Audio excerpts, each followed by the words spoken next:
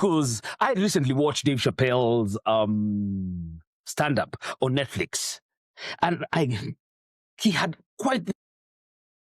And one of his points wasn't to just expose the game, it was to refuse to actually play it. And here's what they don't want you to know. The conspiracy only works if you and I believe in it. The government's power isn't in their guns or their money or even their institutions.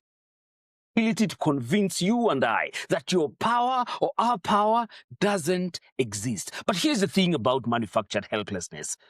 Truly, truly, truly, it can be and should be unmanufactured. They rely on our short memory. So become every promise, every scandal, every contradiction, not to go viral, not for clout, but to build an undeniable historical record.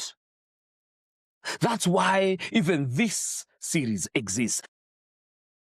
That's why documenting Ruto's lies isn't petty. It is resistance, because they can't gaslight a generation that keeps receipts. Secondly, stop waiting for a savior politician. And that is where I feel as though we as Kenyans are currently bogged. We keep waiting and asking, but who will become the savior?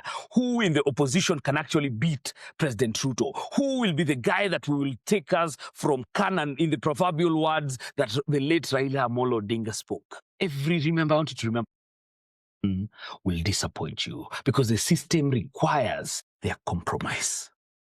The real opposition isn't a person. It is a practice. It is civic engagement. It is refusal to normalize the abnormal. It is voting in every freaking election while knowing voting is enough. It's speaking up whenever you have the chance. It's being able to have these conversations with your kin, your friends, your enemies, any opportunity that you have. It's in the music that we sing, the poems that we hear or write. It is in us not accept to be silenced like they require for us to be. Thirdly, they need to build independent structures. They want you to be dependent on the state for everything, so that they can threaten you with withdrawal. So, build systems they can't control. Cooperatives, community organizations, independent media. Support your local podcaster, whoever speaks truth to power. Those are the guys that will deliver honest conversations in matters that are